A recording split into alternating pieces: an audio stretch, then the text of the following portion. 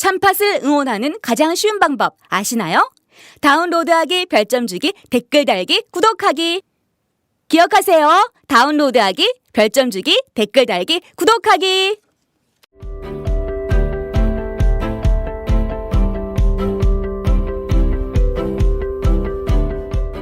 시민 여러분 안녕하십니까? 자매인데 팟캐스트 요즘 계속해서 장안의 화제가 되고 있습니다. 참팟 28회 오늘 장안의 화제가 더 될 수밖에 없는 아주 귀한 분이 자매인데 스튜디오까지 오셨습니다. 많은 국민들이 좋아하고 또 응원도 보내는 또 한편으로는 또 참 안쓰럽게 생각도 하는 정당 정의당 우리 심상정 대표님 오셨습니다. 여러분 환영해 주십시오. 와. 아니 팟캐스트 하면서 이렇게 예. 저 연단에서 대중연설 하듯이 시작하는 분 처음 봤네. 아니요, 그러니까 이렇게 해야죠. 아니 우리 정의당 생각하면 많은 국민들이 그 양당 구조의 문제점, 그다음에 진보 정치의 필요성 때문에 막 응원도 보내고 좋아하다가도 근데 뭐 새누리당 심판하기 위해서는 제1야당의 흠을 실어줘야 되는 거 아니야? 그럼 우리 정의당은 어떡하지? 녹색당은 어떡하지? 막 그러는 사람들 막 안타까워하는 그런 마음이 상존하는 것 같아요. 시민사회에서도 그런 게 있고. 네, 오늘 이 예. 주제를 보니까 예. 진보 정당이 살아남을 방법은 뭐 너무 비장하게 이렇게 그러니까요. 하셨는데 예. 진보 정당은 당연히 살아남고 살아남아야 되죠. 예, 그럼요. 왜냐하면 다들 그 마음은 똑같은 것 같아요. 네, 그 저는 그 우리 한국 정치를 바꿀 수 있는 유일한 해법이 정의당이다. 예. 감히 그렇게 말씀드립니다. 근데 예. 아직 그 준비가 덜 됐어요. 솔직히 대표로서. 그래서 지금 아직까지는 기존 질서 속에 그 여러 그 구도에 많이 지금 뭐 선거가 얼마 안 남았으니까 네. 그 유권자들이 어차피 저 사람들이 야당을 주도하지 않겠냐 이렇게 해서 관심을 갖고 계시고 예. 저희한테 관심이 조금 덜한 것을 저희가 아직 준비가 덜 됐기 때문이라고 저는 생각을 합니다. 그래서 착실하게 그러나 예. 준비해 가고 있기 때문에 저는 뭐 살아남는 게 아니라 실제로 믿음직한 어떤 대안 세력으로 예. 뭐 키워주실 수 이거 키워줘야 되겠다 이렇게 마음 드실 예. 수 있게 저희 열심히 하겠습니다. 네, 우리 심상 대표님 처음부터 아주 겸손하면서도 솔직하게 지금 정의당이 겪고 있는 여러 가지 정의당의 포부는 크나 안철수 신당이 등장하면서부터 오히려 좀 그 고난이 시작됐다라는 많은 분들의 분석 때문에 겸손하면서 솔직하게 시작해 주셨습니다. 시민사회단체들로서는 이 부분은 짧게 이야기할 것 같은데 거대 여야 정당이 무력하게 타협하고 무언칙한 야합을 할 때 사실 정의당 아니면 같이 항의할 정당도 없는 것이거든요. 그래서 얼마 전에도 온샷법 통과했을 때 정의당과 참여연대 민변이 가서 여야 정당에 비판하고 있고 서민주거 엉망으로 할 때 역시 정의당에 나와서 비판하고 규탄하고 하는 그런 면에서도 시민사회가 정의당에 항상 고맙게 생각하고 있다. 이 말씀을 드리면서 오늘 우리 심상정 대표님 오셨고요.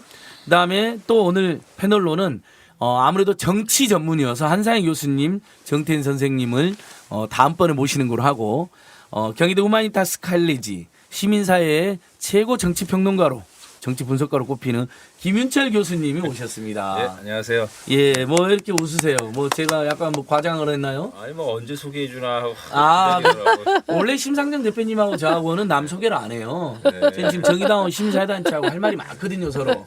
그러나 김윤철 교수님 너무 훌륭한 분이니까 인사 한번 하시죠, 교수님. 아니 인사했잖아요. 아, 했나요?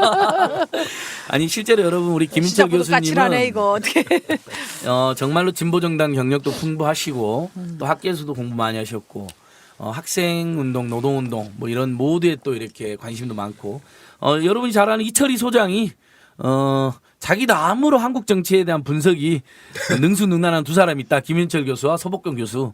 사석에서 맨날 칭찬하더라고요. 제 바람이 네. 있는데요. 네. 우리 김윤철 선생님께서 네. 조금 더 색깔을 좀 빼셔가지고 네. 종편에 나가셔서 좀 종횡무진 활약을 좀 해주시면 좋겠어요. 그러니까 좀 이제 정편을 이제 거부하는 건 사실상 이제 시간이 지났으니까 저 김윤철 선생님이라든지 서복경 이런 분들이 가가지고 거기서 진짜 이렇게 그 말도 안 되는 패널들을 좀 혼내주고 아니, 그러면서 이제 정의당 이야기도 좀 하고. 예. 낮에 대낮에 네. 동네 경로당이나 이런 데 다녀보면은 거의 다 종편 틀어놓고 있거든요. 그래서 오 마이 갓. 이렇게 지나가면서 표가 떨어지는 소리가 뚝뚝 들리는 거야. 그러니까 이런 좀 할아버지 할머니 그분들은 기초노령연금도 깎자는데 찬성한 사람이었어요. 할아버지 할머님 사랑하는 우리 할머님. 예. 또 잘 그 어르신들 그 잘 모셔야 되는데 네. 그 좀 이제 뭐 좀 정확하게 예. 알려드려야 되는데 또 사실관계가 틀린 얘기를 많이 하니까 그러니까요. 그래서 선거 때도 앞두고 있고 그래서 이번에 또 그쪽에 뭐 이른바 그 종편 메뚜기라고 하대요. 그런 분들 전부 대거 그 새누리당에 다 출전하셨으니까 그러니까요. 자리도 많이 비었을 것 같은데. 그러니까 새누리당이요. 예. 그렇지 않아도 그래서 그런지 뭐 오늘도 이거 녹음하고 저기 이제 그 출연을 가는데 한 제가 안 하고 있었다가 한 2년 만에 이제 다시 나가기 야 시작했어요. 어디로 가시는 거예요? 저 MBN에 아 MBN. 그 정도까지는 괜찮아요. 괜찮아요, 저기. 괜찮아요. 그래도 JTBC하고 MBN까지는 덜좀 예. 꼴스럽죠. 이게. 예, MBN은 자주 가셔가지고 오히려 MBN이 TV조선이나 채널A 같아서 되겠냐 이렇게 점잖게 이야기도 근데 하시고. PD들이 저를 좋아하는데 이렇게 노인분들이 저를 좋아한다고. 목소리가 부드럽잖아요. 목소리도 부드럽고 효도를 잘하게 생겼어요. 근데 저희는 예. 종편을 도입할 때는 종편에 대해서 강력하게 반대 입장을 갖고 그 입장은 뭐 변함이 없지만 정당으로서 공당으로서 우리 유권자나 또 시민들을 만나는 어떤 그 매체를 기피한다는 것은 현명하지 않다 그런 예. 입장을 갖고 있습니다. 예, 그렇게 하셔야죠. 뭐 시민사회 단체들이 또 반대하고 규탄하는 건 별개로 어쨌든 소수의 국민이든 또는 지지하지 않는 국민이 자주 보는 방송이다 하더라도 가셔서 끝까지 진실을 진정성을 보여주실 것을 기대하고요.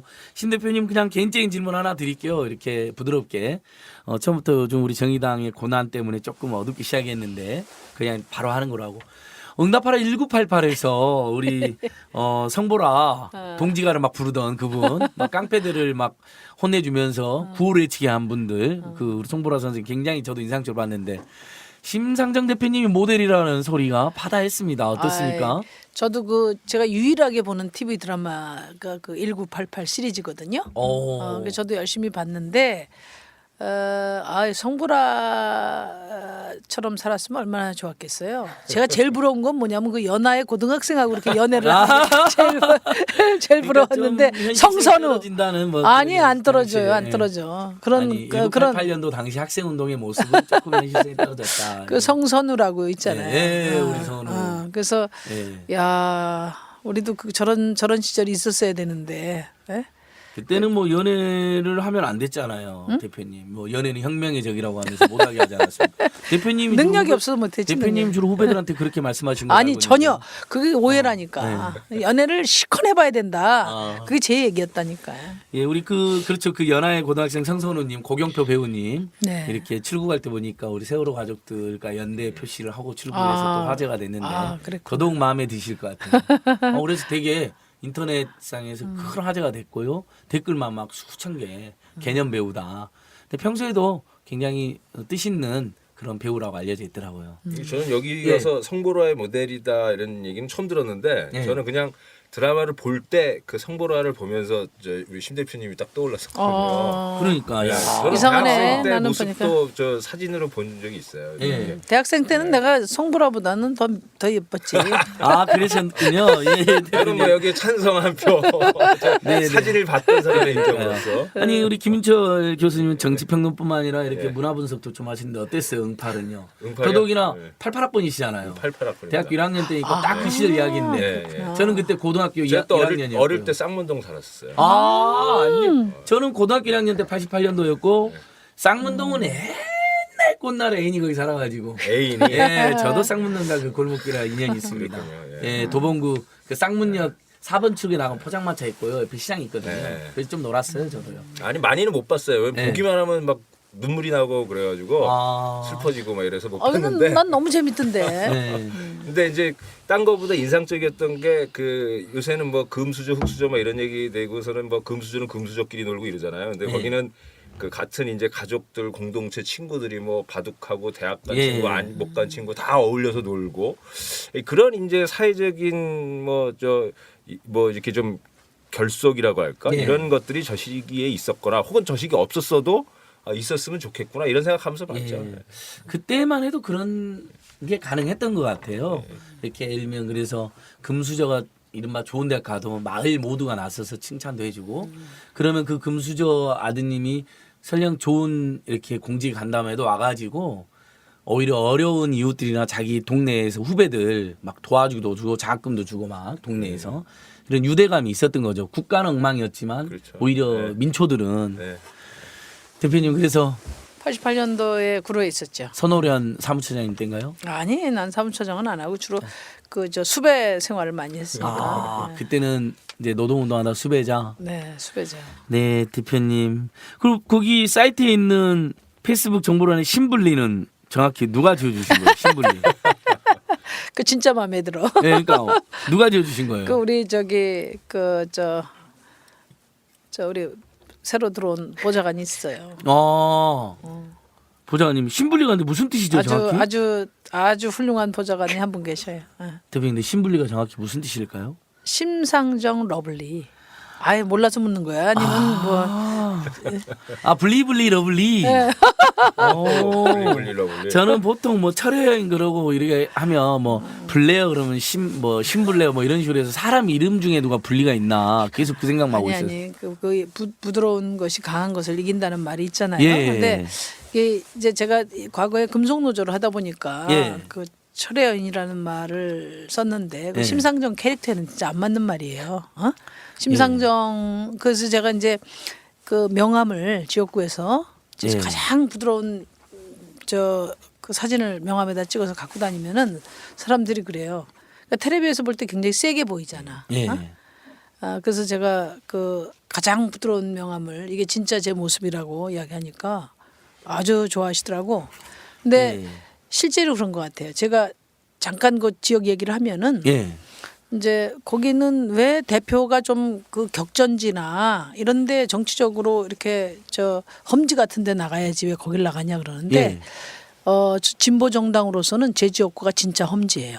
예. 예, 그 왜냐면 고양시 덕양갑이죠. 갑이죠. 고양시 예. 덕양갑. 근데 거기가 어르신 인구도 전국의 그 선거구에서 3위더라고. 네. 그리고 도농복합 지역이고 예. 작은 대한민국이에요 거기가. 그래서 저는 처음에 이제 한 번 떨어지고 한 번 최소 표차로 이기고 나서 야 이거 뭐 좀 정치가 미숙하다 보니까 지역구 선택을 잘못했구나 이렇게 생각했는데 제가 마음을 바꿨어요. 예. 이런 데서 진보 정치가 통하면 대한민국에 통한다. 와. 그런 생각을 갖고 제가 한 4년 이렇게 해봤는데 예. 이제 그 결과가 이번에 나오겠지만은 그래서 그러게요. 진보 정당이 어떤 뭐 물론 뭐 우리 당원들은 아주 젊은 층이 많고 또 미래 정당으로서 젊은이가 그 청년 정치 챔피언이 되고자 하지만 그것이 특정 세대나 특정 그 이념을 가진 사람들에게만 통하는 게 아니라 예. 대한민국의 삶, 그 시대 정신과 통한다는 것을 입증해야 될 책임이 저는 대표한테 있다. 예. 그런데 그래서 제가 그 지역에 그런 마음을 바꿨어요. 그래서 성심껏 우리 지역 주민들하고 유권자들하고 잘 만나고 있는데 이제 예를 들면 당에서 현수막을 많이 내려보내는데 우리 동네 잘 안 걸더라고. 그래서 제가 왜 그런가 이렇게 보니까 그러니까 그 우리 현수막에서 하고자 하는 얘기를 지역 주민들에게 가장 잘 전달할 수 있는 언어 구성이 아닌 거예요. 그러니까 훨씬 더 부드럽고 어필하는 내용으로 부드러우면서도 예. 그러니까 주민들한테 이렇게 서서 말씀드릴 때에 그 분위기하고 중앙당에서 기획할 때는 확 다른 거죠. 그러니까 예. 우리가 전국적으로 뭐 10% 안팎의 진보 지지자들에게 어필한다 하면은 그거는 되는데 예. 50%를 가지고 승부를 하는 지역구에는 예. 더 고려해야 될 게 많은 거죠. 그러니까요. 그래서 지금, 현수막을 똑같은 내용을 문장을 다시 구성해서 좀 더 부드럽고 지역 주민들에게 통할 수 있는 그런 현수막으로 바꿔 달아요. 예. 그게 뭐냐면 우리 정의당이 이제 대중성을 확보해가는 그런 훈련 과정이다 이렇게 생각하면서 저도 굉장히 많은 지역구를 하면서 너무 많이 배워요. 그러니까 제가 알기로 대표님 그 고향 덕양갑이 일반적으로 일산 신도시 하면 직장인들 많으니까 진보정당 유리하다고 생각하면 덕양갑은 오히려 농촌 분들 많고 방금 말씀하신 노인분들 굉장히 많잖아요. 거기서 진보정당에 당선된다는 것은 오히려 혹시 한 두세 배의 어떤 의미가 있는 거라고 생각해요. 근데 대표님 청년 세대하고도 굉장히 친하지만 이렇게 보시면 노인분들하고도 아주 소통 잘하고 되게 효녀 이미지도 있으시고. 그 나한테 또 효자라 그러더니. 그러니까 김윤철 교수님 효자 이미지가 있고요. 대표님 효녀 이미지. 어르신들한테 어르신들한테 굉장히 깍듯하게 잘 대하시잖아요. 아니 예. 그렇게 잘하는 분이 바로 지금 앞에 앉아 계신 우리 그렇죠, 안진걸 그렇죠. 처장이에요. 아, 뭐 저희들은 제가 토요일마다 예. 그 방송을 듣거든. 예. 어? 우리 CBS에 나오는 거요. 그렇죠. 김윤철 선생님 아침마다 KBS 라디오 하는 거 내가 듣고 아. 우리 안진걸 처장님 그 CBS에서 예. 그 아주 좋은 프로예요. 예. 토요일 날 오전에. 예. 예, 그거 제가 열심히 듣는데 예. 새 남자와 이야기 어쩌면 바구니라고. 그렇게 말씀을 예. 아주 겸손하게 예? 그리고 그 뭐예요 잘 그 존중하면서 말씀하시는 거 아마 청취자들한테 큰 도움 될 거예요. 네, 대표님. 뭐 고맙습니다. 아무튼 대표님 거기서 그래서 지난 2012년도에 180여 표 차로 네. 정말 그때 마지막까지 많은 분들의 가슴을 졸이게 하셨던 분인데. 아니, 아침에 그 예. 당선 인사를 하러 전철에 나갔더니 예. 우리 그 주민들이 손을 꼭 잡으면서 다음에는 꼭 될 거예요. 아, 떨어진 줄 알고. 그렇게 그러니까 말씀하시는 저기 분 많았어요. 12시쯤에 지시는 거로 나온 거예요. 그래갖고, 예. 그래갖고 막 사람들이 막 가슴 졸였거든요. 그죠. 아, 그랬구나. 정말 재밌는 에피소드가 있었네요. 예. 이제 올해도 2016년대에 전국에서 가장 주목받는 이제 선거구이신데 뭐 대표님 응원하는 분들 많으니까 좋은 결과 있을 거라고 한번 덕담을 드려보고요. 오히려 이제 지금은 정의당으로 다시 가서 사실은 정의당이 뭐 노유진 팟캐스트도 있고 우리 대표님도 계시고 그래서 젊은 분들이라든지 뜻 있는 시민들 굉장히 인기가 많아서 이번 총선에서 상당한 역할을 할 거라고 기대했었는데 안철수 신당 나오는 전후에서 갑자기 언론 보도 확 줄어들고 이런 안타까운 상황인 것 같아요. 이게 이제 시민사회에서도 이거 그럼 안철수 정당이 진보 정당의 색채가 있고 시민사회가 요구하는 정책을 이야기하면 덜 비판이 나올 텐데 그러지도 않으면서 M1 진보 정당들이 지금 분위기가 다운되니까 지금 시민사회 일각에서도 안철수 신당의 정체는 무엇이고 의도가 무엇이냐. 물론 더불어민주당도 문제가 많았기 때문에 그것도 비판하면서도 지금 이런 분위기도 형성돼 있거든요. 뭐 제가 다 시민사회를 대변하는 건 아니지만. 근데 요즘 상황에서 가장 속상해하시고 잠 못 이루실 분이라면 누구나 심상정 대표님이라고 생각하고 있어요. 요즘 상황에 대한 좀 정리를 한번 해주시면 어떨까요, 대표님? 아유, 제 마음을 알아주셔서 너무 감사해요. 아니 다들 지금 그렇게 걱정들 하고 이제 있습니다. 제가 대표되고 나서 지금 한 6개월, 7개월째 되는데 원래 3당 체제로 선거를 치를 때는 좀 탄력성이 꽤 있다고 봤어요. 예. 그래서 제가 연내까지 상시 리얼미터 기준으로 상시 7%를 확보하면은 한 15%까지도 목표를 할 수 있다 이렇게 생각을 했고 어차피 저희가 뭐 이번 총선에서 제1야당의 지위를 목표로 하는 것까지는 아니기 때문에 그래도 진보 정당의 정체성을 뚜렷이 하고 대한정당으로서 제대로 정당을 만드는 데 노력하면 아마 그런데 박수 쳐줄 분들이 그 정도는 15%는 된다 이렇게 생각을 했어요. 예. 그래서 착실하게 돼서 7%까지 갔는데 이게 이제 그 와중에 새정치민주연합이 갈라지면서 예. 이제 말하자면 긴 칼 찬 사람들 나와서 도로 한가운데서 활극을 벌이니까 이게 구경꾼이 글로 다 모이고 예. 단도든 이제 그 이 사람은 아예 거기 끼지도 못하는 이제 그런 형국이 됐어요. 그래서 그게 이제 선거를 앞둔 시점이기 때문에 이 구도가 그 뭐 선거 전에 검증이 돼서 새롭게 또 평온한 마음으로 정당들을 하기는 어려울 것 같아요. 그래서 예. 굉장히 저 정의당 사정이 어렵고 이제 두 번째는 이게 이제 제1야당을 놓고 뭐 혈투를 벌이니까 예. 야권 지지자들이 그 동안에는 뭐 후보는 이쪽을 찍어줘도 당은 좀 제대로 된 대한정당 키워봐야 되겠다 해서 예. 정의당을 지지한 분도 많이 그런 있는데 분위기가 아주 오랫동안 있었죠. 지금은 예. 그 야당 지지자들이 제1당을 가지고 혈투를 벌이니까 여유가 없어요. 여유가. 예. 그러다 보니까 그 정의당을 그 뒤돌아볼 여유가 없죠. 그런데다가 또 언론이 뭐 앞장서서 또 리드를 하고 있다 보니까 주로 이벤트 중심의 그 양당의 그 탈당 뭐 입당 이걸로 시리즈가 가니까 막 저희가 쌈 붙이고 쌈하는 것만 보도하고 저희가 예. 착실하게 그 정책 정당으로 발돋움하기 위한 프로그램은 사실은 이제 이 전쟁판에는 그런 아주 너무 일상적인 게 돼버린 거죠. 그렇다고 해서 저희가 네. 뭐 그런 계획들을 그 일관되게 해나갈 생각입니다. 일관되게 해나가면서 또 그 선거 과정에서 우리 국민들의 진보 정당을 다시 되돌아보실 수 있도록 핵심적인 어떤 그런 사업들을 주로 정책과 예. 그다음에 대한정부 준비 과정에서 보여드릴 생각이에요. 그러니까 이 와중에도 어쨌든 굉장히 구도가 고약해지고 혼탁해지가 맞지만 이 와중에도 실력과 정책과 진정성으로 승부를 하겠다라는 뭐 각오 굉장히 잘 들어봤는데요.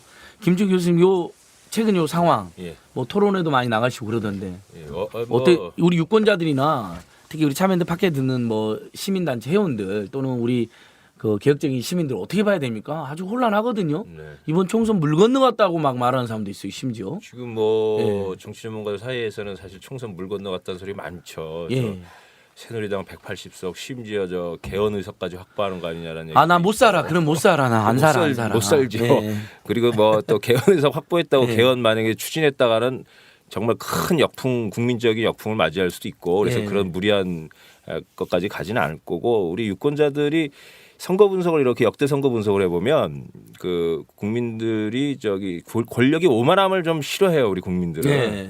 그래서 아마도 지금 그 정치 전문가들의 예측대로 나오지는 않을 것 같고 또 한편으로 지금 제1야당 싸움을 둘러싸서 정의당이 지금 굉장히 좀 힘들고 어제도 이제 정의당 토론회 하면서 우리 특히 이제 이 심 대표님 굉장히 힘드시겠다 이런 이야기도 네. 이제 토론회 때도 나왔었는데 그렇지만 총선에 임박해 가면 갈수록 저 제1야당 싸움이 뭐 정책을 둘러싼 싸움도 아니잖아요. 굉장히 아주 진흙탕 싸움을 하고 있는데 점차적으로 이 마음이 그래도 좀 정의당이나 진보정당으로 갈 아직 여지들이 남아 있는 것 아닌가 이런 생각이 들어서 좀 예. 뭐 저는 아주 비관적으로 보지는 않습니다. 그래서 아직 여지도 있고 기회도 있고 그래서 예. 지금 뭐 심 대표님 지금 뭐 어제도 정책 자문단도 이제 꾸리고 뭐 이러면서 예. 계속 지금 또 어떤 전략들을 가지고 정의당이 나가시는데 그런 것들 하나하나 이제 이루면서 좀 뭔가 가시감을 준다면 이렇게 체감할 수 있는 저 선물들을 국민들한테 드리면 저는 뭐 또 저 뭐 이렇게 아주 비관적인 전망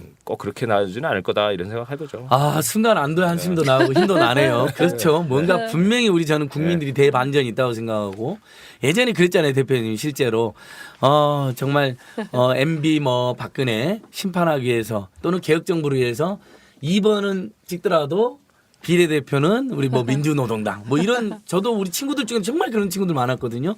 증거라 전해가지고 미안한데 지역구에서는 2번 찍는데 내가 너 봐서 비례대표는 처음으로 민주노동당을 찍었다, 뭐 통합진보를 찍었다, 막 이런 근데 이제 분들이 예. 그때하고 이제 많이 차이가 나는 것은 예. 이제 제가 제일 많이 듣는 얘기 중에 그러면은 뭐 지금 뭐 경제민주화, 복지, 노동 다 뭐 여러 당 다 이야기하는데 예. 뭐 진보정당이 뭐 따로 존재할 이유가 뭐 있냐?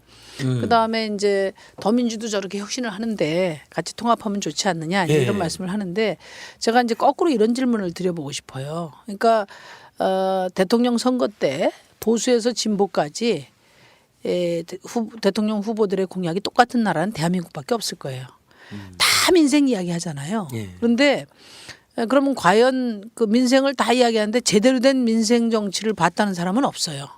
그리고 경제 민주화를 그 저희 진보 정당이 최초로 제기해서 모든 대선 후보들이 다 공약으로 만드는 데까지 보편화시키는데 역할을 했죠. 그러면 저희는 이제 진보 정당은 이제 그 존재 이유가 사라졌냐? 그게 아니라 그런데 경제 민주화가 돼야 될 필요와 이유는 더 절실해졌다 이거죠. 예. 바로 그 지점에서 그 가치와 정책의 성실성을 가지고 일관되게 싸워 나가는 그런 진보 정당이 더 필요하고 또 특히나 경제민주화나 복지 이런 의제들은 사실 기득권 세력과 단호히 맞서서 강력한 의지를 가지고 맞설 때 비로소 길이 열리는 것인데 공약만 냈다고 해서 저절로 기득권이 물러나는 건 아니지 않습니까? 그런 예. 점에서 기득권 정치와 단호히 맞서서 이렇게 경제민주화 또 불평등 그다음에 특권 이런 것들을 개선해 나갈 수 있는 그런 의지를 가진 유일한 정당이다. 저는 그렇게 보고요. 지금 오히려 그럴수록에 진짜 정당을 우리 국민들이 더 유심히 보시고 더 격려하고 더 힘을 주셔야 되지 않을까 그런 생각입니다. 물론 예. 아까도 제가 거듭 말씀드렸지만 그동안의 진보 정치가 많은 시행착오를 거치면서 사실은 이제 저희 정의당이 그냥 이 파산난 배 조각 이렇게 잘 붙여서 겨우 외양을 갖춘 단계고 이제 제가 대표 맡아서 내용을 채우는 단계예요. 그래서 국민들에게 뭔가의 가능성을 어떤 가시적으로 이렇게 믿음직하게 아직 드리지는 못했다. 이제 하나하나 쌓아가고 있는 중이다. 그런 점에서 망설임이 있으실 수 있다고 보지만은 그러나 냉정하게 생각할 때 우리 사회의 가장 큰 문제가 지금 불평등 문제인데 이 문제를 책임 있게 일관되게 해결하기 위해서 노력할 만한 정치들이 과연 누군가 이렇게 질문을 던져본다면 그래도 정의당에 힘을 주실 생각이 나지 않겠나 그런 생각. 네, 대표님. 김주임 실제로 정치 발전을 위해서도 우리 시민사회 일각도 그렇고 우리 학계에서도 사실은 더불어민주당과 국민의당이 막 중도 경쟁을 또 한다고 그러잖아요. 네. 그럼 이럴 때일수록 진보 정당이 더 필요하다라는 여론도 있는 거 아닌가요? 그렇죠. 시민사회에서는 확실히 그런 여론이 있습니다. 예. 더불어민주당이 왼쪽으로 완전히 오는 거면 모를까. 오히려 안철수당하고 중도 경쟁을 하는 것처럼 비춰지는데 물론 김종인 경제민주화 박사가 가긴 했지만 네. 어떻습니까? 그런 부분은 정치 발전을 위해서도 한번 해석을 해주시면 어떨까 싶네요. 그러니까 정치 발전 위해서도 지금 심 대표님께서 또 일관성 또 이제 진정성, 민중성 이런 것들이 지금 진보 정당 많이 갖고 있는 미덕이죠. 사실은 얼마 전에도 저 국회의원들 평균 재산 하니까는 여야 할 것 없이 전부 다 이 서민들이 생각할 수 없는 이제 소득층이에요. 그러니까 더불어민주당도 그렇죠. 그렇죠. 국민의당도 그렇고. 예, 그러니까 이제 부자들이에요 아무래도. 서민들의 삶에 이렇게 보다 가깝게 생각하거나 자신의 문제를 생각하기에는 좀 어렵고 특히나 지금 불평등 얘기를 하셨지만은 지금 상위 소득 20%는 투표율이 100%에 가깝습니다. 대한민국은. 근데 하위 소득 20%는 70% 겨우 넘어요. 그러니까 30% 이상의 격차가 있는데 이게 OECD는 한 7에서 9% 격차가 있거든요. 그러니까 대한민국은 지금 투표 참여나 정치 참여에 있어서도 소득에 따라 무려 3배 이상 OECD 국가 평균에 비해 3배 이상 격차가 크다는 겁니다. 그러니까 이런 문제들을 과연 누가 풀 거냐 자기 문제로 생각을 해서 서민들 문제를 과연 자기 문제로 생각해 가지고 이제 정치를 바꾸려고 하는 게 누구냐 이제 진보 정당이다 거기서밖에 답을 찾을 수가 없고 또 중도 경쟁하는 가운데 이제 심각한 문제는 물론 정치는 타협도 해야 되고 경제 민주화는 또 타협의 영역이기도 합니다. 꼭 이게 그래서 이제 정당 이론에서 뭐라 그러냐면 경제 민주화나 복지 국가는 대립 쟁점이 아니라 합의 쟁점이라 그러거든요. 그래서 서로 합의해야 이제 복지 체제도 만들 수 있는 건데. 근데 이제 문제는 저 더민주당이랑 국민의당이 중도 경쟁을 하는 가운데 쓸데없는 걸 합의한다는 거예요. 또 오히려 서민 삶을 좋아지지 못하게 만드는데 합의를 자꾸 하는. 이 원샷법 논쟁도 이제 지금 국회에 있습니다만 경제 활성화법 등등 관련해 갖고서도 문제가 많은 것을 자꾸 원샷법 합의하려고 그러고 그러지 않습니까? 이런 부분들 이런 정치 지형을 봤을 땐 한국에서는 진보 정당의 가치는 한 10년 만에 가장 최고로 오히려 그 값어치 혹은 그 소중함은 아주 한 10배 이상 커졌다고 봐야 된다. 오히려 커졌다. 그렇죠. 대표님 이야기 나왔으니까 실제로 더불어민주당이 문재인 대표 이렇게 보면 최근에 참신한 모습 많이 보여줬다고 생각을 해요. 저도 객관적으로. 근데 국민의당 경쟁하면서 국민의당 눈치 보다가 뭐 여러 가지 법들을 국민의당 눈치를 보면서 새누리당은 오히려 타협해 버리려고 그러잖아요. 특히 대표적으로 노동계약법들, 서비스산업발전법, 의료민영화 우려가 있는 이런 거 보면서 이제 정의당에서는 견제구를 열심히 날리고 있는데 오히려 진보정당의 목소리가 더 커져야 된다. 김주 교수님 지금 국회 상황과 연동해서 한번 이야기해 주시면요. 일단 이미 온샷법은 더불어민주당 합의를 해줘 버렸고요. 북한인권법, 테러방지법도 합의해 주는 분위기잖아요. 그게 실제 영향을 끼치나요? 국민의당이 딱 들어오면서. 그러니까 이제 국민들이 네. 그 바라볼 때 우리 지역구 주민들도 맨날 만나면은 그 싸움질 좀 그만해라. 네. 막 진절머리가 난다 이렇게 이야기를 하세요. 근데 이제 그 외형적으로 보면은 그 아주 소모적인 대결 정치 양상을 보이지만 실제로 특히 경제 민생 법안들을 결정하는 힘은 여야가 아니고 과거에 그런 얘기 제가 했는데 대한민국 정치에서 가장 그 힘이 센 파벌이 어디냐, 계파가 어디냐, 친박도 비박도 아니고 예. 재벌파다, 재벌계다. 그런 재벌계. 얘기, 예, 그런 얘기를 제가 했거든요. 그러니까 결국은 그렇게 격렬하게 싸웠으면서도 막판에 타결되는 거 보면은 결국 새누리당 입장으로 그 정리가 된단 말이에요. 예. 그래서 제가 그 점이 이제 야권 간에 서로 협력하는데 가장 그 화가 많이 나고 실망스러운 부분이 그거예요. 예. 그러면 애당초 처음부터 그 반대를 하지 말든지 아니면 그 격렬하게 서로 대립 구도를 가져갔으면 그러면 의미 있는 조정 타협의 결과라도 내오든지 해야 되는데 그 처음에 반대하다가 새누리당이 뭐 대통령까지 나서가지고 뭐 여론전으로 밀어붙여서 모든 것이 다 야당 책임인 것처럼 이렇게 밀어넣으면 할 수 없이 베끼드는 형식으로. 예. 그러니까 이런 패턴이 계속 반복되면서 정말 무능하고 무책임한 그런 야당의 그 이미지를 형성해 왔다. 예. 그리고 제가 이렇게 보면 새누리당하고 그 협상이 저도 이제 노동조합하면서 협상을 많이 해봤잖아요. 예. 그 협상은 태세가 중요하거든.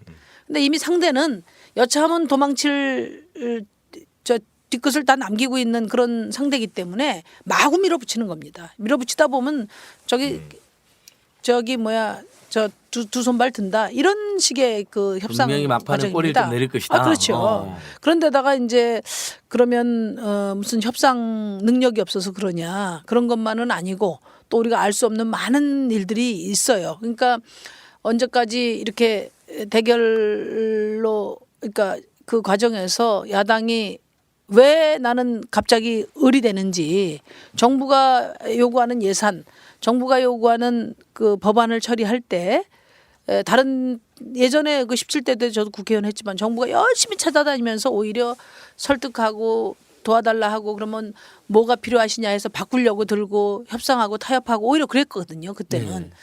그러면은 우리가 불가피하게 양보를 하더라도 그에 상응한 또 우리 국민들을 위한 어떤 그 다른 법안을 만들어낸다든지 예를 들면 제 대부업법 예. 고금리 예. 그거 저 대부업에서 그 뭡니까 70%였어요. 제 그렇죠. 처음에 도입할 때. 17대 때 예. 그때 이제 그 법안 하나 종부세 처리를 내가 협력하면서 39%를 받아낸 겁니다. 그게. 예. 최대한 끌어내린 거죠. 예. 그렇게라도 성과를 만들어야 되는데 지금은 뭐 도저히 설명할 수가 없어요. 왜 갑자기 을이 되는가? 저도 그게 예. 궁금해요. 근데 예.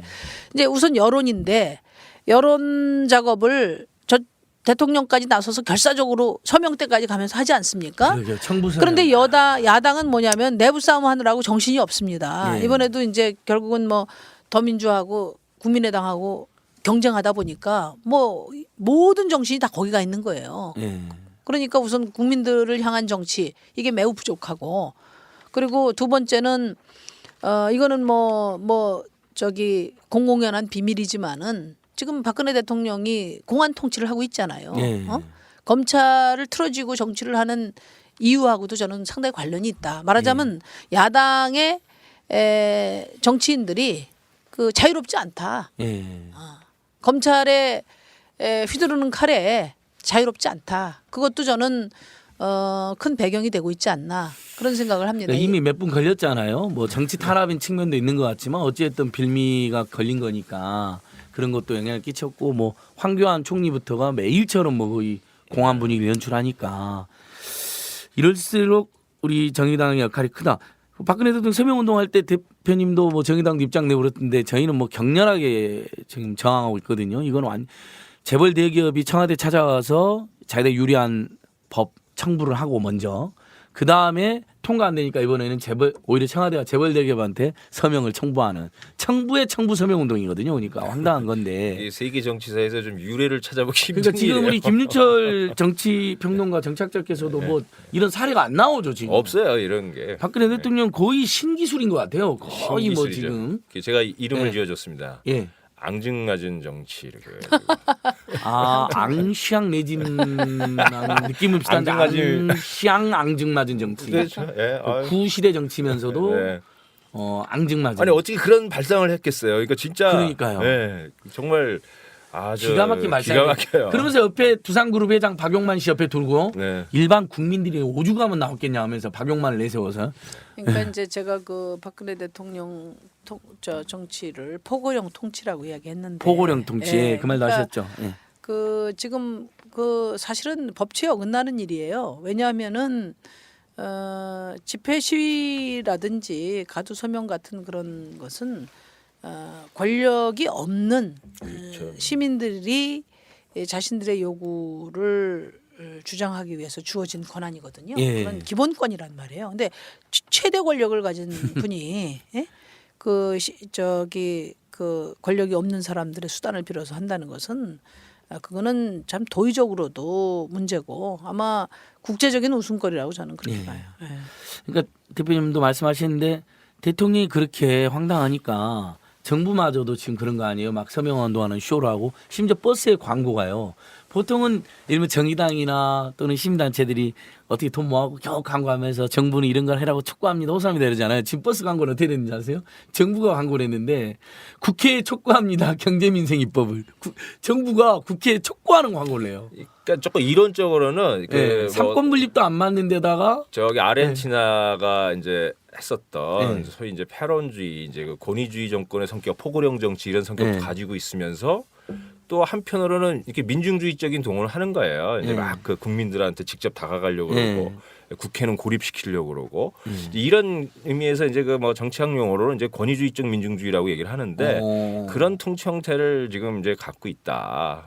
뭐 이제 지금 그런 의미에서 사실은 이제 이 민주주의라고 하는 부분들 또 의회 정치 이제 골관이 될 의회 정치가 이제 좀 약화되어 있는 상황인 것 이런 상황인 거죠. 그러니까 네, 그게 좋습니다. 이제 네, 대표님. 그 시민들이 그렇게 절박한 만큼 시민들을 대변하는 야당이 주어진 권력을 가지고 권력이 많잖아요. 100석 이상이면 엄청난 권력인데 그 권력을 시민들의 절박한 마음만큼 절박하게 이것을 저는 써야 되는데 그러니까 대통령이 그렇게 지금 뭐 전면에 나서서 국민들을 호도하는 그런 것들이 국민들 다 알아요. 그런데 야당이 저는 더 과감하게 그것이 잘못된 것을 이야기하고 그다음에 대안을 이야기하고 그러면 저는 뭐 충분히 그 여론에서도 주도해 갈 수 있다 이렇게 생각하는데 지레 겁먹고 안 하는 것도 있고 그다음에 내부에 싸우느라고 바빠서 못하는 것도 있고 그래요. 그러니까 저희도 이제 나름대로 최대한 왜 정의당이 이럴 때 그러면 확실하게 말을 못하냐 이렇게 이야기를 하는데 저희 열심히 말을 하고 있거든요. 예. 근데 이제 제가 이제 그 최근에 하도 이제 당 사정이 안 좋으니까 언론사 사장들을 쭉 방문을 했어요. 아 그러셨구나. 그 이제 딱 네. 통계를 가지고 갔어요. KBS SBS 등 네. 지상파 방송이 지난해 10월, 11월, 12월 3개월 동안 메인 뉴스에 정의당이 단 한 번도 언급이 안 됐습니다. 아예 언급. 아예 한 번도. 그래서 제가 이번에 가가지고 강력하게 이야기를 하니까 그 다음부터 정의당이 조금씩 멘트가 나와요. 예. 그러니까 거의 그런 상황에서 오히려 진짜 우스갯소리지만 지역구에 가면은 어제 텔레비에서 봤다 그래서 아니 제가 텔레비 안 나갔는데 어떻게 보셨어요 하니까 그게 이제 종편에서 하루 종일 정치 방송을 하니까 자막에 각 당에 이런 그게 저 백화면으로 나가는 거예요. 그런 데서 이제 많이 보는 거거든요. 그러니까 그렇게 국민들의 접촉면이 차단된 속에서 진짜 10% 가까운 이런 지지를 받는다는 것도 참 대단하다. 제가 그런 예. 생각을 그런 얘기를 KBS 사장님한테 했어요. 그런 정도거든요. 지금 상황이. 그러니까 그러나 제1야당은 항상 보장돼 있지 않습니까? 모든 매체에서 무조건 나오죠. 방송이 언론에. 보장돼 있으니까 저거 한 3분의 1만 우리한테 진짜 우리가 그런 권한만 갖고 있어도 적극적으로 국민들을 설득할 수 있는 자신이 있는데 너무 안타깝고 아쉽다 이거죠. 그러니까 10% 안팎의 국민들의 지지를 받는 원내 유일 진보 정당 때로는 뭐 5% 안팎으로 줄어들 때 있지만 그 5%에 10% 궤적이 있는데 그걸 소개를 안 한다는 건 정말 그 시민사회나 언론 단체에서도 저희도 최소한의 소개라도 해라 이렇게 객관적 균형을 맞춰라라고 저희도 해야 될 것 같은데 지금 예. 거의 막 가는 거 아니냐 우리 사회가. 예. 그러니까 예전에 민주노동당 때만 하더라도 이런 정도 있을 수가 없었어요. 그래서 저희가 반성을 많이 했습니다. 그때 민주노동당 때 저절로 만들어진 게 아니라 저희가 막 방송사 앞에 가서 피켓팅도 하고 예. 이제 뭐 스타일 국이고 다 가서 싸우고 이렇게 해서 이제 했기 때문에 이번에 제가 가서 통계 딱 가지고 가서 이제 언론사들하고 얘기를 했는데 그냥 누구도 지적하지 않으면 당연한 것처럼 예. 그렇게 해서 언론도 완전히 독점해 버리고 그러면 시민의 목소리는 더더욱 배제되고 그 권한을 가진 정당은 여권에 뭐 좀 속된 말로 쪽도 못 쓰고 이렇게 되면 우리 사회가 어디로 가냐 이런 걱정이 아주 심각하게 들죠. 네, 대표님 아무튼 그 고민을 잘 들었는데 그래서 문재인 대표 쪽에서 아예 합당을 해버리자 선거 앞두고 정의당과 천정배 그룹은 그랬을 때 정의당에서는 그 부분에 대한 일종의 이제 역제안을 하신 거죠. 합당은 어렵고 오히려 선거연합 질 높은 선거연합을 하자. 그게 이제 정의당의 최종 선거를 앞둔 최종 방침이라고 봐도 되는 건가요, 대표님? 네, 그러니까 예. 통합은 생각하지 않고 있고 예. 그러나 더민주당을 지지하든 국민의당을 지지하든 정의당을 지지하든 야권 예. 지지자들의 공통의 그 열망이 있죠. 예. 그게 이제 우선 뭐 민생 살리라는 거고 그다음에 정권 바꿔라. 네. 그러니까 최소한 박근혜 정부를 견제할 수 있는 힘을 좀 가져라 야당이. 그리고 정권 바꿔라. 이게 이제 공통의 요구라고 봐요. 그래서 그런 점에서 야당이 뭐 그 선거 앞두고 정체성과 상관없이 그저 이합집산하고 수혈하고 이런 식으로 그 매회 반복해 왔기 때문에 지금 한계에 직면한 거 아니냐. 그러니까 정당을 바로 세우려는 노력은 노력대로 하면서 서로 경쟁할 건 하면서 그러나 야권 지지자들의 공통의 열망에 대해서는 함께 책임지는 그런 경쟁과 협력의 새로운 질서를 마련할 필요가 있다. 이런 말씀을 제가 드린 거예요. 네. 근데 이제 제가 통합을 제안을 하실 때 뭐 차이가 있냐 또 같이 하자 그런 말씀을 하실 때 이제 뭐 저희가 뭐 정의당 주의자는 아닙니다. 그러나 이제 아직까지 저희가 통합을 해서 정의당이 더 큰 역할이 필요하다고 생각하는 이유는 예. 우선 첫째로는 아까 얘기한 것처럼 노선 문제입니다. 말로 하는 노선이 아니라 실제 그 권한을 가지고 결정하는 그 결정을 책임 있게 하느냐 하는 문제에 있어서 아직까지 이제 굉장히 차이가 있죠. 예. 대표적으로 제가 호남 쪽에 우리 노동자들의 싸움이 있어서 내려가 보면은 아니 여수 같은데 여수 청소 노동자들이 문 밖에서 싸우고 있을 때 제가 가서 여수시장을 만나자고 그랬는데 거절당했어요. 그러니까 이게 도대체 새누리당보다 더한 거야. 예. 그러니까 다른 데 같으면은 그래도 조그만 정당이지만 정당 대표가 와서 하면 일부러라도 시장실에 그럼요. 모시겠다고 하고 이렇게 하는데 예. 이거는 그보다 더한 거예요. 그러니까 을지로위원회가 열심히 하고 있고 그분들을 제가 존중하지만은 예. 당 차원에서 비정규직 문제의 방침이 있으면은 전당적으로 그게 실천이 돼야 되고 예. 야당이니까 힘이 없다 이야기하는데 저는 그거 인정할 수가 없어요. 왜냐하면 지방 권력도 권력입니다. 그러니까 지방 정부를 많이 장악하고 있는데 거기서만이라도 비정규직 문제를 확실하게 책임 있게 하면은 저는 바로 집권한다고 봐요. 그러니까 성남시, 서울시가 하는 것을 안 하는 데가 많아요. 보면 같은 야권인데도 보면. 그러니까 예. 그래서 이건 뭐 새누리당 시장인가 아닌가 제가 의구심을 가질 예. 정도였거든. 그러니까 당의 정체성이 예. 확고하지 못하다. 예. 그리고 이제 대표적으로 제가 그 설악산 케이블카 문제 같은 경우도 예. 그 당론으로 그걸 오케이를 해주고 예. 그러면서 이제 환노위원들만 반대하는 겁니다. 예. 그러니까 환노위에서 그 환노위원님들은 자기 소신이니까 그 강력하게 반대를 하면은 새누리당의 권선동 간사가 뭐라고 하는 줄 아세요? 예. 새정치민주연합 의원님들 당론을 지키세요. 이렇게 이야기한다고요. 황당하네요. 그러니까는 완전히 조롱을 당하는 상황. 장관이나 그 저 관료들이 아주 우습게 안단 말이죠. 예. 그러니까 이제 그래서 제가 말씀드리는 거는 어떤 그런 점에서 노선이나 정책에 대한 성실성이 매우 부족하고 예. 그런 정체성 측면에서 좀 확고해질 필요가 있다. 예. 이런 점이 있고요. 물론 뭐 노선에 차이가 있다면 차이가 있는 대로 존중해서 서로 그런 차이들이 좀 분명해져야 되고 두 번째는 저는 이제 그 제대로 된 정당을 만드는 것이 한국 정치의 가장 큰 과제다. 한국 정치의 문제도 정당이고 해법도 정당이라고 보거든요.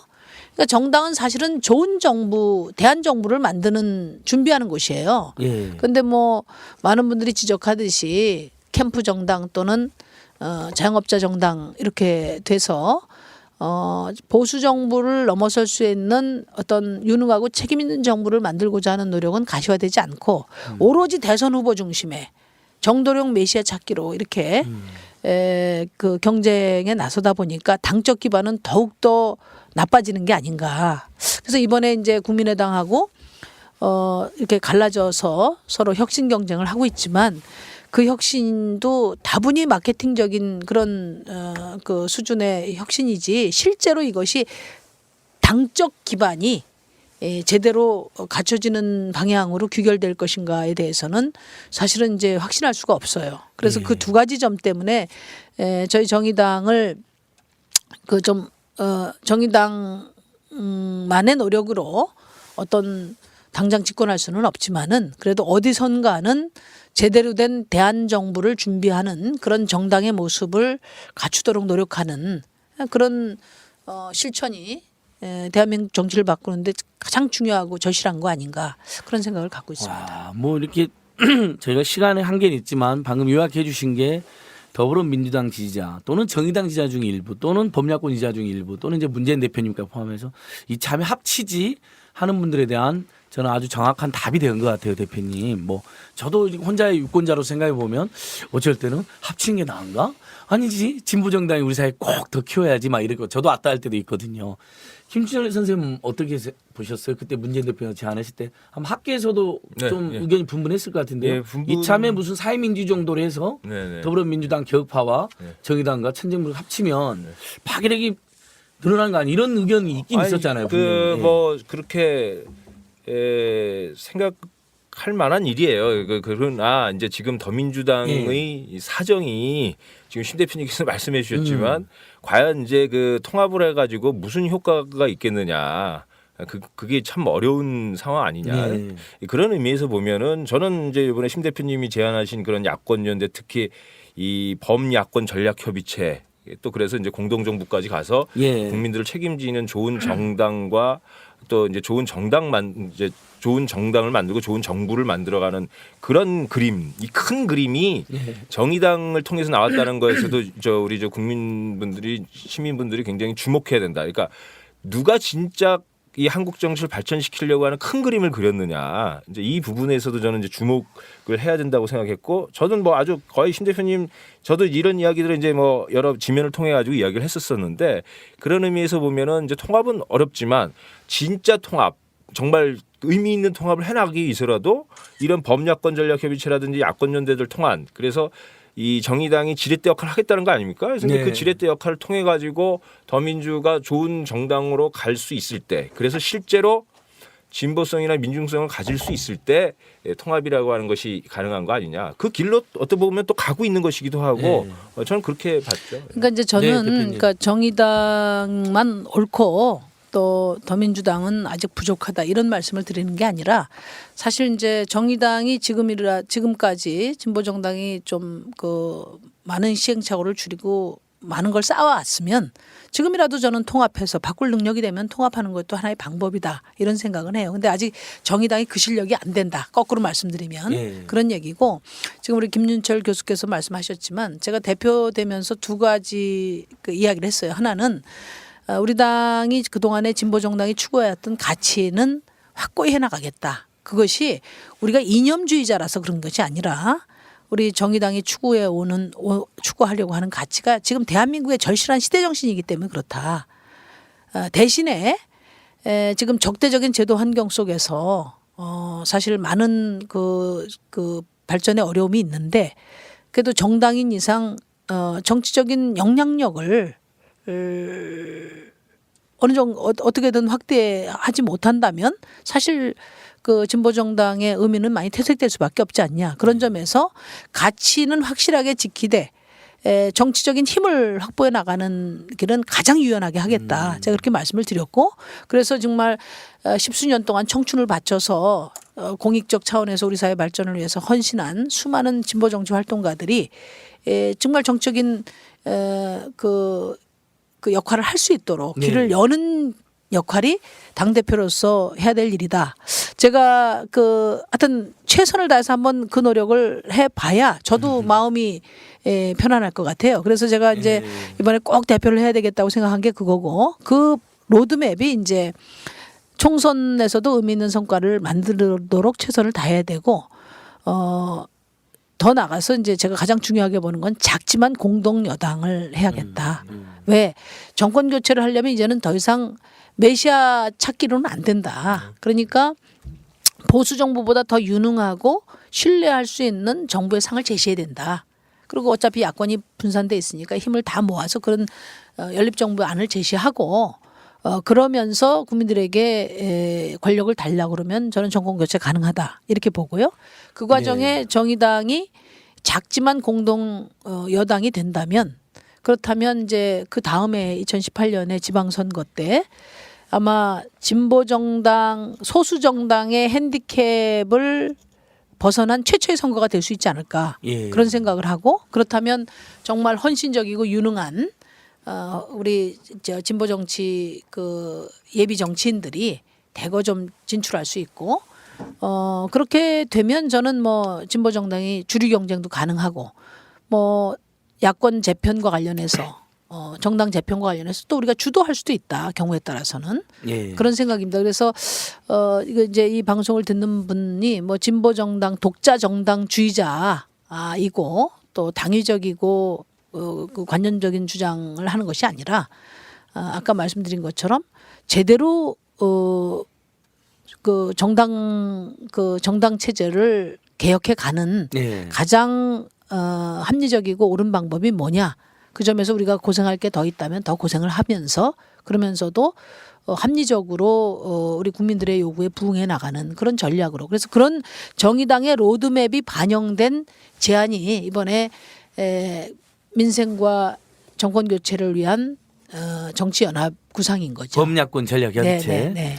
그러니까 아마 좀 찬찬히 들어보신 분들 이해를 할 것 같으니까 노선, 정책, 성실성, 진정성 거기다 실력 그다음에 또 각 당의 역사적 배경이나 어떤 포부 이런 게 지금으로서는 합당을 하면 시너지가 나기보다는 어려움이 있을 것 같다. 제가 듣기에도 지금 객관적으로 그런 느낌이 좀 있고 그래서 오히려 다만 그 무슨 우리만 잘났고 더불어민주당 문제 있으니까가 아니라 각자 장점도 있고 또 을지로연애처럼 또 열심히 하는 분들도 있으니까 협력을 전면적으로 하되 안철수 국민의당도 어쨌든 선거 때까지는 박근혜 새누리당 정권 심판이나 경제민주화 민생 살리기에 협력을 해야 되는 거 아니냐라는 차원에서 범야권 전략협체라는 또 다른 이제 승부수를 던지신 거로 충분히 이제 이해가 될 것 같아요, 대표님. 근데 어떻게 문재인 대표님 쪽에서는 서운하다고 연락이 왔나요? 아니면 범야권 전략협체에 대해서는 또 어떤 의견을 주시던가요? 그러니까 문 대표님은 기본적으로 그 협력 구조로 가야 된다는 생각이 강하고 가장 강력한 형태의 통합을 주문하셨지만 그렇죠. 이제 저희가 정의당의 당파적 그 요구라서 그런 것이 아니라 정치 공익적 차원에서 정의당이 어떻게 하는 것이 가장 우리 정치 발전에 도움이 되는 것이냐 하는 관점에서 아까 제가 말씀드린 것처럼 네. 통합은 고려하지 않되 적극적인 연대와 협력의 새로운 질서를 만들어서 그것이 정권 교체에도 더 효과적이다 이런 이제 제안을 드린 거고 예. 전 전폭적으로 환영을 하셨고요. 예. 그러나 이제 지금 더민주당은 이제 김종인 위원장님 체제로 넘어가니까 이제 김종인 위원장님하고 이야기를 처음부터 다시 해야 될 것 같고 예. 국민의당은 이제 제가 그 제안을 드렸어요. 그 일단 설명하러 가겠다.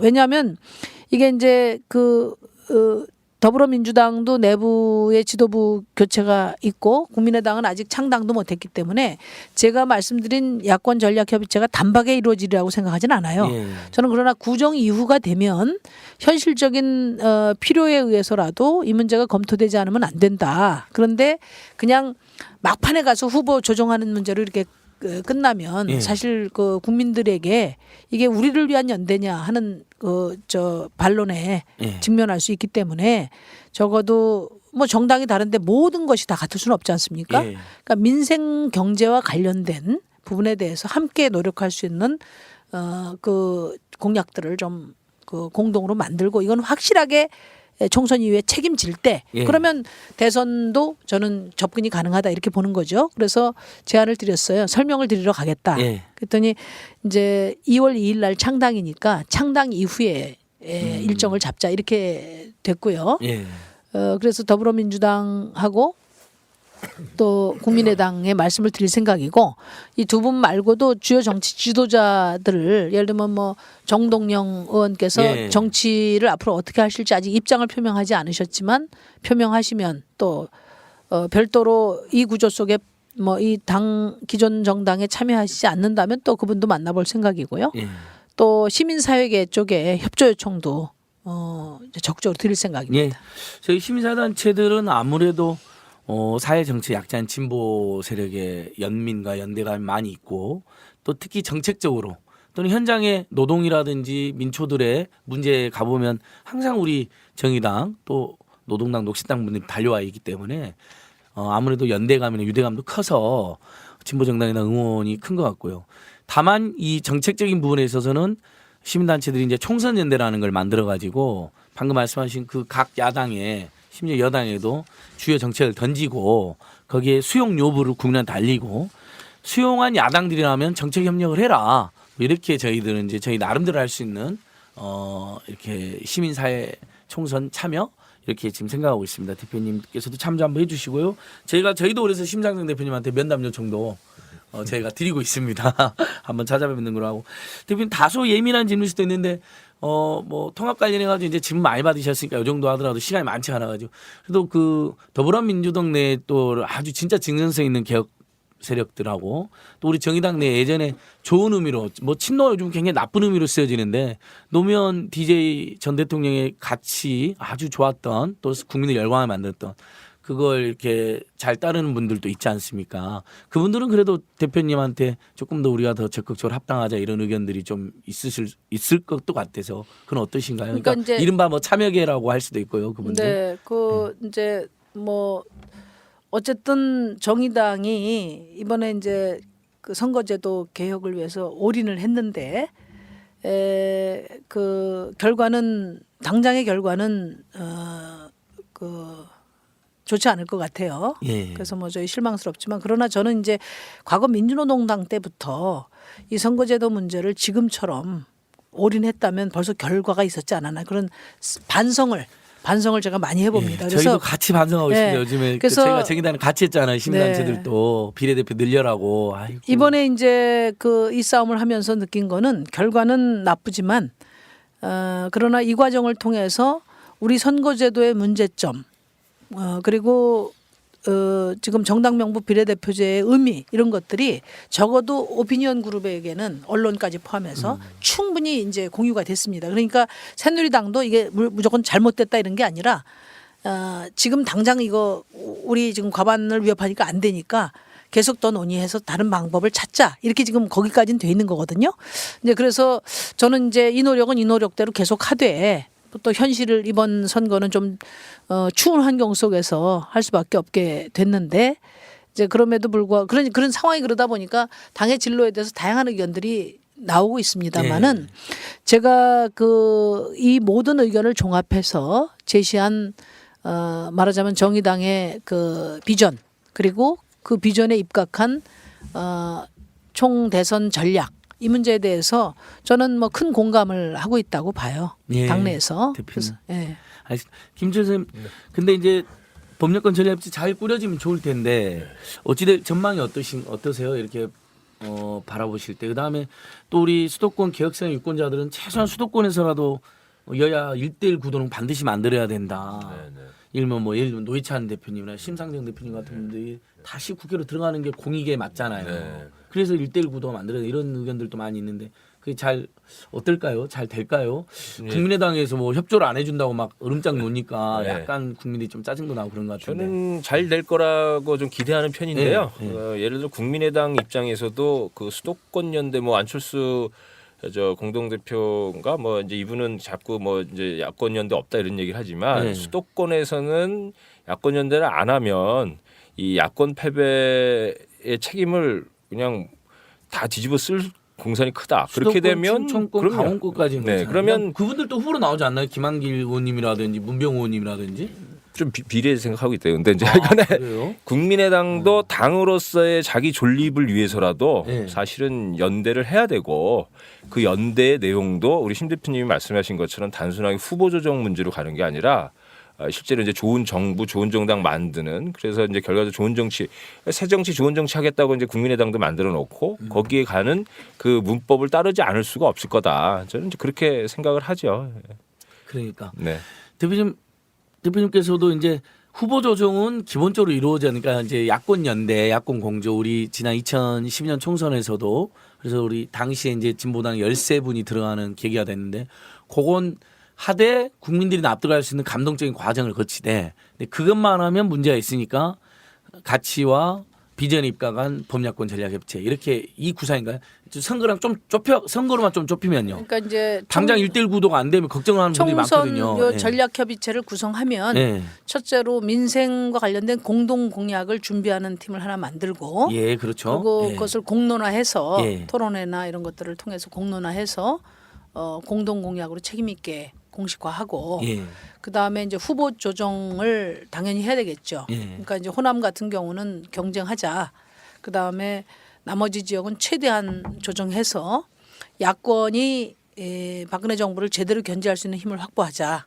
이렇게 해야 될 것 같고요. 구체적으로 후보 조정을 어떻게 할 것인가에 대해서는 그거는 뭐 우리가 일방적으로 이야기할 수는 없어요. 다만 저는 제일 좋은 방법은 지금 뭐 연동형 그 정당 명부 비례대표제를 우리가 이야기를 하고 있는데 그거는 뭐 야당의 공통의 그 당론이었어요. 다만 새누리당이 수용하지 않아서 못 하고 있는 것인데 그런 뭐 큰 원칙도 생각해 볼 필요가 있다. 그런 생각입니다. 근데 여튼 뭐 그거는 서로 테이블을 마련해 봐야 되는 거고 다만 그런 성과로만 그치면 만약 총선만 생각하면은 전부 그냥 후보 조정 문제로만 될 거예요. 그런데 안철수 의원께서 저의 그 전략협의체 제안을 저는 외면하시기 어렵다고 보는 이유는 두 가지인데 하나는 양당 체제 극복을 말씀하셨잖아요. 그러면 양당 체제를 극복하는 새정치의 핵심적인 내용 중에 하나가 서로 경쟁하면서도 야당의 책무라는 게 있습니다. 어떻게 정부를 그 견제할 것인가. 그러면 그 양당 체제를 넘어서려면 다당 체제 하에서 연대와 협력의 질서를 만들어내는 말하자면 선진적인 연합 정치의 모델을 만들어내는 것이 새 정치의 중요한 본질 중에 하나다. 그 안을 제시하셔야 돼요. 그렇지 않으면 그냥 권력 정치하기 위한 명분으로 양당 정치 극복을 말씀하신 거라고 오해받을 수가 있습니다. 두 번째로는 제가 제안한 것은 정권 교체까지 대선까지를 염두에 둔 그랜드 플랜이기 때문에 안철수 의원이 그 고려할 만한 심도 깊게 검토할 만한 그런 아주 좋은 제안이다. 이런 점에서 지금은 이제 창당 과정이라서 여력이 없겠지만은 뭐 검토를 하시게 될 거다 이렇게 생각을 해요. 네, 우리 오늘 대표님, 우리 김주영 교수님 뭐 좀 상황이 암울한 면도 있지만 한편으로는 충분히 어떤 좋은 작전과 비전으로 돌파 가능한 면도 있다. 이런 또 낙관을 주셔서 저도 처음에는 아무렇게 시작했는데 지금 아주 이제 약간 더 희망이 느껴집니다. 김인철 교수님께서는 계속 이 상황을 분석하고 계시는데 그 안철수당 국민의당도 이제 결국 나설 거다. 근데 국민의당 노선에 대한 요즘 논란이 있는 것 같아요. 네, 뭐 이승만 국부론부터 네, 시작해서 네. 그 막 여당 쪽으로 막 간다 이런 느낌도 있는데. 그래서 진중권 교수가 네. 저 새누리당하고 합당할 거 아니냐 이런 소리가 나올 정도까지. 심지어는 그런 분석도 있고. 난 저희는 국민의당도 네. 오늘 대표님도 굉장히 말씀을 조심스럽게 하잖아요. 네.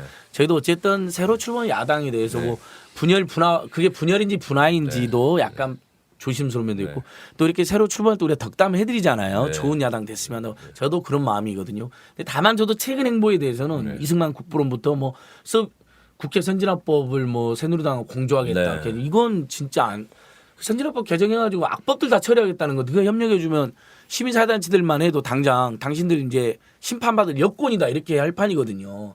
걱정이 돼서 그러지 않았으면 해서 선생님 아니 우리 김수영 어떤 국민의당의 지금 향배 사실 솔직히 좀 걱정스러워요. 제가 뭐 칼럼도 한 2번에 걸쳐 썼는데 지금 그 국민의당을 지지해서가 아니라 그 어쨌든 안철수 현상이라고 하는 그 이번에 어떻게 보면 제2의 안철수 현상이기도 한 거거든요. 예. 그러니까 새 정치로 원하는 국민적 염원이 있다라는 거를 확인시켜 준 거란 말이에요. 다시 한번 확인됐죠. 그렇죠. 저력이 있으시더라고요, 확실히. 예. 근데 그 아주 중요한 좋은 정치를 만드는 자산이고 이제 그 자원인 건데 이것이 이 국민의당이라고 하는 것을 통해 가지고 오히려 이제 훼손될까봐 좀 큰 좀 우려스럽다, 걱정이 되고 그래서 지금 좀 저는 그 이 지금 뭐 계파 갈등에서부터 시작해 가지고 노선도 이제 불분명하고 이런데 이 부분을 이제 빨리 뭐 2월 달 이제 초에 창당한다고 그러는데 그 전에 좀 간결한 노선을 정해야 된다. 그러니까 뭐 민생 뭐 새정치 뭐 해서 너무 이러저러 뭐 자꾸 너무 쟤는 전략적 행보를 하는 것 같아요. 뭐 선진화법 뭐 등 메시지가 뭔지를 모르겠다는 거죠. 이거는 전혀 그 제대로 가고 있는 게 아니다. 그러니까 국민들이 전혀 인식을 못 하잖아요. 이제 뭐 하자는 건지. 이제 그런 부분들을 분명히 해야 되는데 그것을 잘 못하면 상당히 전망이 어두워질 수 있다. 덕담을 보내는 마음에서도 이렇게 좀 지적을 할 수밖에 없는 응원 상황이다. 반 뭐 우려 반 이러는 그러니까요. 거죠. 대표님 이제 마무리를 해야 될 상황인데요. 이제 제가 마지막으로 좀 드리고 싶은 말씀은 마지막 발언이에요. 그 이제 우리 정의당에 대해서 좀 말씀드리고 싶은데 정의당이 앞으로 뭘 하려고 하냐 할 때 제가 이제 하고 싶은 게 3가지가 있어요. 하나는 내가 하는 정치. 정의당은 우리 당원들의 창의력과 잠재력을 최대한 그 발현시키는 그런 정당이 되고 싶어요. 이번에 오늘 그 일면 그 한겨레 신문과 또 저 경향신문의 일면에 그 우리 당원이 낸 현수막 붙었지 않습니까? 누리과정. 너무 재밌었어요. 저도 그거 회복에 공유에 그만한 거죠. 올렸어요. 새누리당 현수막 뭐 교부세 내려보냈는데 어디에 썼냐고 이렇게 하니까 그 밑에 교부세 한 푼도 한 푼도 안 줬다고. 누리과정 예산 한 약속한 푼도 안 누리과정 예산 대통령이 안 줬다고 전해라. 그 SNS에도 엄청 하셔야 돼요. 저도 공유를 잘하셨어요. 해놨어요. 그런 걸 해줘야 돼요. 아니 그러니까 대표님. 그런 걸 제가 하는 게 아니고 우리 그거는 이제 새누리당이 그 쓴 현수막을 보고 이제 댓글 애엄마가 현수막? 애엄마 당원이신 분이 아이 엄마 너무 화가 당원들이? 나서 그걸 가서 붙인 거예요. 그렇게 속 시원했어요. 그렇게 당원들의 어떤 창의적인 발상 이런 것들이 일면에도 나고 그러니까 그런 것들이 좀 최대한 그래서 저는 첫째로 뭐 당내 민주주의를 거꾸로 말하면 내가 하는 정치다. 그래서 최대한 그런 창의력을 발휘할 수 있는 그런 정당이 됐으면 좋겠다 이거고. 2번째는 이제 어제 저희가 그 정의구현 정책단 우리 김인철 선생님도 거기 이제 위원이신데 지금까지 진보 정당이 제시해 왔던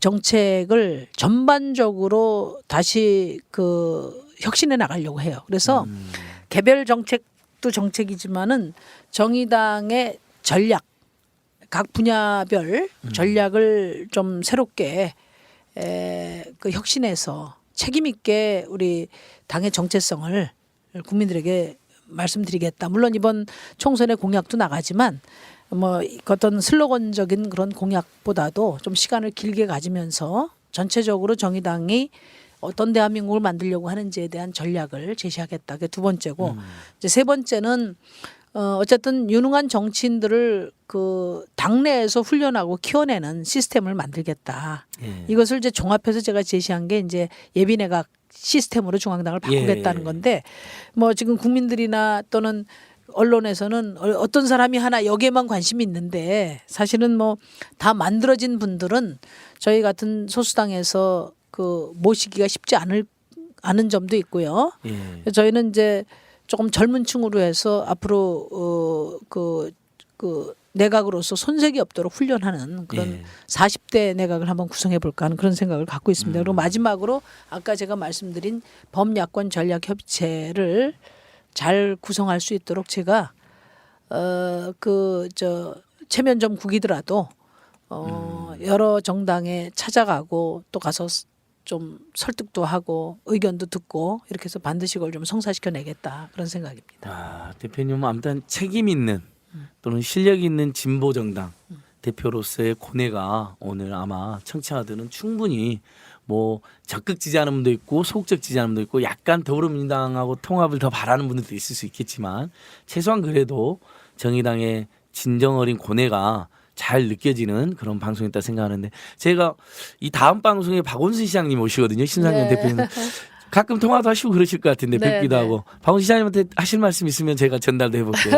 어때 잘하고 계신가요? 저희도 가끔 저희는 근데 경제 민생에 대해서는 좀 비판적인 입장도 지금 일관되게 내고 있거든요. 좀 네. 아쉽다 문제가 있다. 어떻습니까? 뭐 예. 저기 서울시장 자리가 소통령이라고 하지 않습니까? 그래서 또 야당의 지금 소통령이시잖아요. 예. 그러면 그 야당이 펼칠 그런 비전에 대해서 좀 더 과감한 예. 그런 길을 개척해 주시면 좋겠다. 지금도 물론 잘하고 계신데요. 예. 이제 그 지금 당장의 시장으로서의 어떤 평가보다는 예. 또 뭐 유력한 대권 주자 중에 한 분이시고 하니까 야당이 펼칠 비전에 대해서 좀 더 적극적으로 좀 모습을 보여주시면 좋지 않겠나 이런 생각을 합니다. 아, 대표님은 저하고 생각이 똑같죠. 저도 나중에 오면 야권과 진보 모두를 아울러서 좀 비전을 좀 네. 활기차게 좀 제시 좀 하시라. 네. 너무 디테일만 하고 다니시는 거 아니야 이런 이야기를 하려고 그랬거든요. 와, 역시 대표님은 저랑 생각이 똑같다. 그러니까 마지막 말씀 제가 네. 드리고 우리 이제 김 선생님 그러니까요. 말씀하셔야 되는데 전 이제 이 방송을 팟캐스트를 듣는 분들 중에 대부분 뭐 100% 거의 야권 지지자실 텐데 예. 아마 이제 그 제1야당 그래도 힘을 모아야 되지 않느냐 이제 이렇게 생각하실 텐데 저는 개별 정당을 서로 놓고 그 비교 우위를 따지시기보다는 예.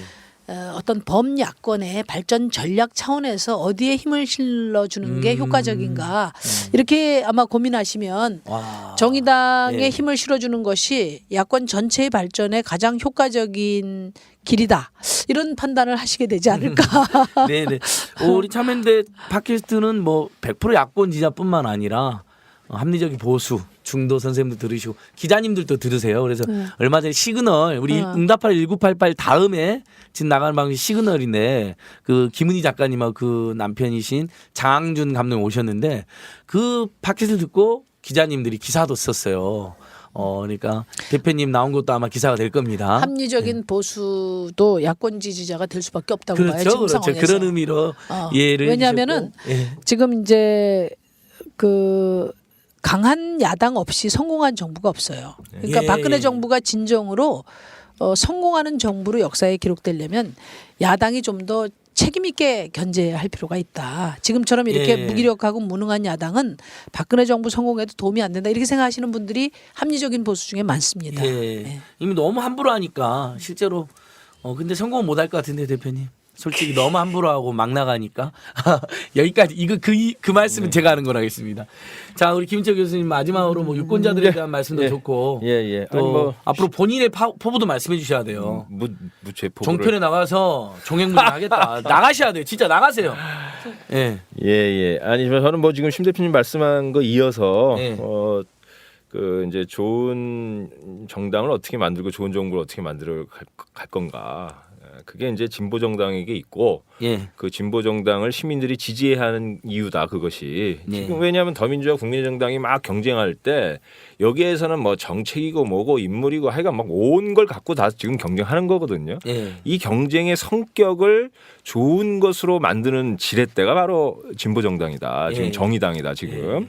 그래서 이 지렛대를 시민들이 쓰셔야 정치를 좋게 만들 수 있고 이게 이제 아까 심 대표님께 말씀해 주신 개별 정당에 대한 평가가 아니라 전체 야권 그래서 좋은 정치를 만들어가는 큰 이제 시민적인 정치 실천이라고 저는 보고요. 예. 그런 의미에서 뭐 저 참여사회연구소 이제 부장도 하고 있습니다만 우리가 왜 시민과 세계에서 예. 야당 특집을 다룬 적이 있어요. 그렇죠, 그렇죠. 왜 참여사회연구소에서 야당을 다루냐? 바로 이런 문제 때문이다. 그러니까 예. 야당이 좋아지지 않으면 좋은 정부도 만들 수 없고 좋은 정치도 안 되고 우리의 좋은 삶도 안 된다. 예.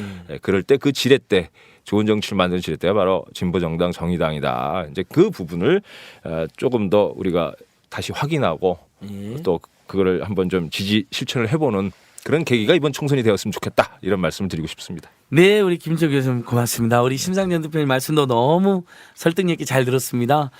청취자 여러분, 시민단체들의 고민도 거기에 있습니다. 우리 사회가 좀 더 나아지려면 제1야당의 역할도 굉장히 중요하지만 제1야당이 솔직히 우리 국민들에게 실망을 끼친 것도 많지 않습니까? 비전이 불분 경우도 있고. 다음 결국은 진보정당과 진보적 시민사회 세력이 바로 제1야당을 또 견제하는 역할을 할 수밖에 없거든요.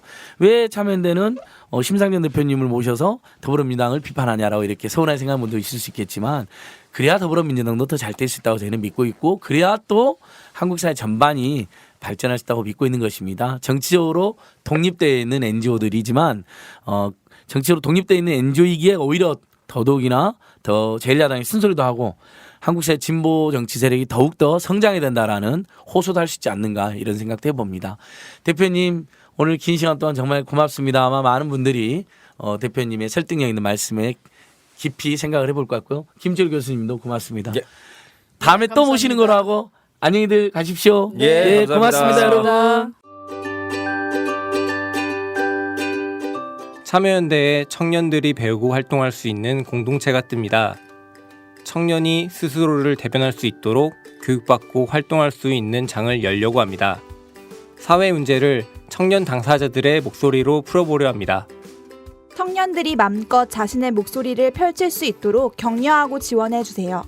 청년들의 직접적인 참여가 청년 문제, 세상을 바꿀 수 있습니다. 절망을 희망으로 바꾸기 위한 청년들의 실험과 도전에 참여연대가 함께합니다. 청년의 삶을 바꾸기 위해 나서는 청년참여연대의 회원이 되어주세요. 가입 문의는 참여연대 시민참여팀 02-723-4251입니다. 참여연대는 정부 지원금을 받지 않고 시민의 회비로 운영되는 시민단체입니다.